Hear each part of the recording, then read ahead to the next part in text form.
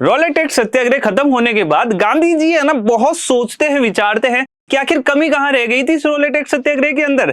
तो गांधी जी को पता पड़ता है कि ये जो हिंदू मुस्लिम है ना, इन दोनों के अंदर यूनिटी नहीं है। ये दोनों जब तक एक साथ नहीं आएंगे हम एक सक्सेसफुल मूवमेंट खड़ा नहीं कर सकते। अब देखो, जिसका एक मोटिव सच्चा हो, गांधी जी ने खुद ने कहा है कि अगर उद्देश्य सच्चा हो ना तो भगवान भी हेल्प करेगा आगे नीचे कि हाँ बेटा तू सही जा रहा है तो ले पकड़। ठीक उसी तरीके से होता गया है, गांधी जी को भी एक आइडिया मिलता है, एक इश्यू मिलता है जिसका नाम था खिलाफत इशू। खिलाफत इशू के बारे में चर्चा होती है कांग्रेस के कैलकाटा सेशन जो कि 1920 सितंबर के अंदर हुआ था। उसके अंदर कांग्रेस विचारती है, सोचती है और एक सेशन के अंदर ही फैसला कर देती है कि हाँ हिंदू और मुस्लिम एक साथ आने वाले हैं और एक मूवमेंट करने वाले हैं। पर अब बात आती है गांधी जी के ऊपर कि सर अब करे क्या। तो गांधी जी कह देते हैं एक ही पल के अंदर कि नॉन कॉपरेशन करते हैं, इन अंग्रेजों को हम नॉन कॉपरेशन के थ्रू ही हराएंगे।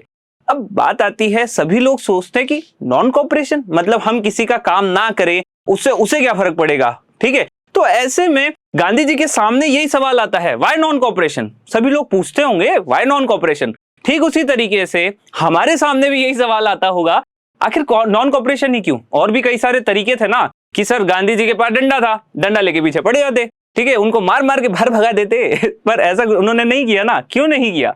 क्योंकि गांधी जी वायलेंस को फॉलो नहीं किया करते थे, सत्याग्रह के ऊपर विश्वास रखा करते थे और उनका मानना था कि इसी के थ्रू मैं इन अंग्रेजों को हराने वाला हूं।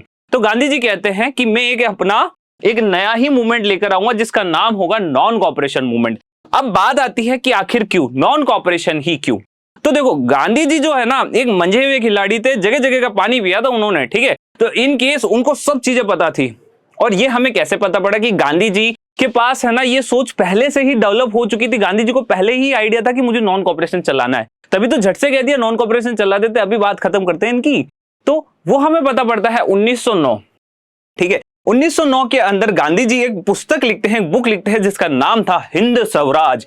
हिंद स्वराज के अंदर गांधी जी ये लिखते हैं कि हमने ही इन अंग्रेजों को पाला पोसा, हमारे ही कारण ये अंग्रेज जो है अपना रूल इस्टेब्लिश कर पाए हैं इंडिया के अंदर।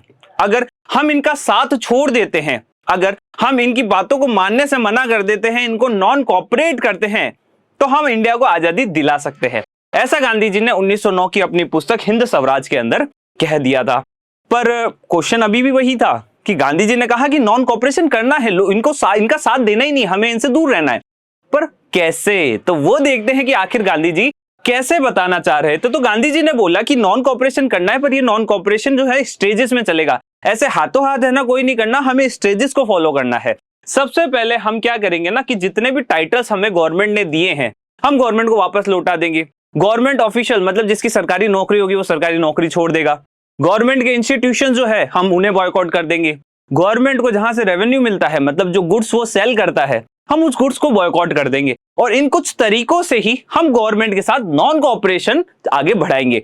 पर कहीं ना कहीं अभी भी लोगों को यह तो पता पड़ गया था कि नॉन कॉपरेशन कैसे काम करने वाला है। मतलब हम उनका बेसिकली है ना इंस्टीट्यूशन छोड़ देंगे, उनका लाइक जो भी इंस्टीट्यूशन बना रखे हैं, उनको बेसिक जो भी वो अपने रूल्स गाइडलाइंस बना रखे हैं, तो उन सभी को हम है ना दरकिनार कर देंगे, हटा देंगे। पर अभी भी है ना कांग्रेस के मन में एक संशय था। अब संशय यह था कि क्या नॉन कॉपरेशन हमें करना चाहिए कि हमें नॉन कॉपरेशन नहीं करना चाहिए। तो ऐसे में कांग्रेस बहुत ही असमंजस में थी, बहुत ही कंफ्यूजन में थी। देखो बच्चों, जब आपके सामने इतना बड़ा एक डिसीजन लेना हो ना जो पूरे देश को इफेक्ट करे, तो आदमी टेंशन में चला ही जाता है। कांग्रेस को भी बहुत टेंशन होती, खींचातान चलती है कांग्रेस में कि आखिर करे तो करे क्या मूवमेंट चलाना चाहिए कि मूवमेंट नहीं चलाना चाहिए। अब कांग्रेस ऐसा क्यों सोच रही थी? तो देखो बच्चों, हिस्ट्री जो है ना वो गलतियां बताती है। देखो, जीवन में एक होता है कि आप खुद गलती करो और फिर उस पर सुधार करो, और एक तरीका होता है कि जिसने पहले गलती कर ली है ना उनकी गलतियों को देखो और समझ जाओ, ठीक है। कांग्रेस के अंदर कई सारे प्रख्यावान लोग देखने को हमें मिलते थे, कई सारे एकदम लेजेंडरी मेंबर्स थे कांग्रेस के अंदर।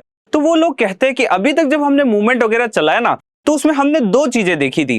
पहली चीज तो हमने ये देखी थी कि है ना लोग जो है बहुत ही जल्दी वायलेंस पे उतर जाते हैं, ठीक है, लोग है ना दंगा फसाद करने लग जाते हैं।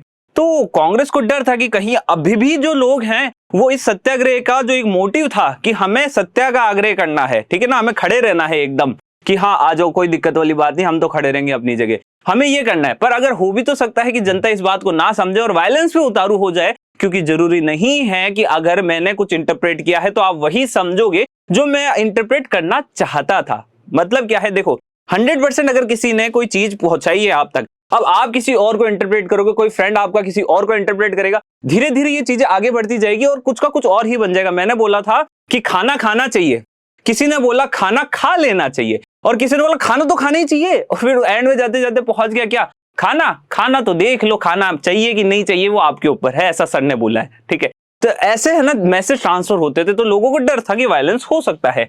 और इसी के साथ अब कांग्रेस जो है वो इलेक्शंस को बॉयकॉट नहीं करना चाहती थी, क्योंकि अब कांग्रेस को यह मानना था कि कांग्रेस जो है ना वो इलेक्शन भी लड़ सकती है, इलेक्शन लड़ के है ना सीधे वो काउंसिल में पहुंच जाएगी और वहां पे ये है ना गवर्नमेंट को परेशान करेगी कि तुझे काम नहीं करने देंगे, हम तेरे इलेक्शन करवाएंगे, काउंसिल में पहुंचेंगे और काम भी नहीं करने देंगे। तो कांग्रेस ये भी चाहती थी। अब कैसे तैसे करके कांग्रेस एक बेसिक एक उस पर पहुंचती है निर्णय के ऊपर दिसंबर 1920 के अंदर।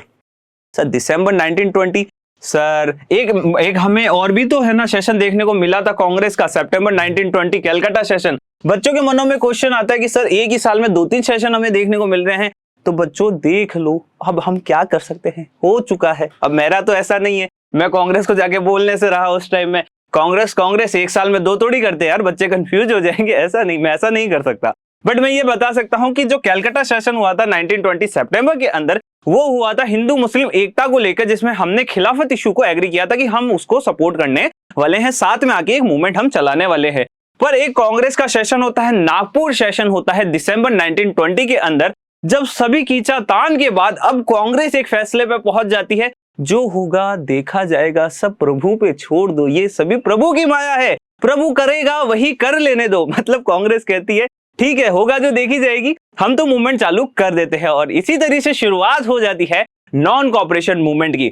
नॉन कॉपरेशन मूवमेंट शुरू होता है, शुरू होते ही मतलब एक जो उसका इनिशियल फेज होता है, जो वो शुरू होने वाला होता है, उससे एक दिन पहले अब लोगों के दिमाग में क्वेश्चन आता है कि आखिर है ना इस नॉन कॉपरेशन मूवमेंट में आखिर कौन कौन ज्वाइन करने वाला, कौन कौन इसमें पार्टिसिपेट करने वाला है, और साथ ही साथ आखिर ये कैसे आगे बढ़ेगा। क्योंकि महात्मा गांधी जी ने स्टेजेस तो बता दिए थे, पर जरूरी थोड़ी कि स्टेजेस फॉलो होने वाले थे। तो इन सभी चीजों को लेकर कई लोगों के मन में टेंशनें थी।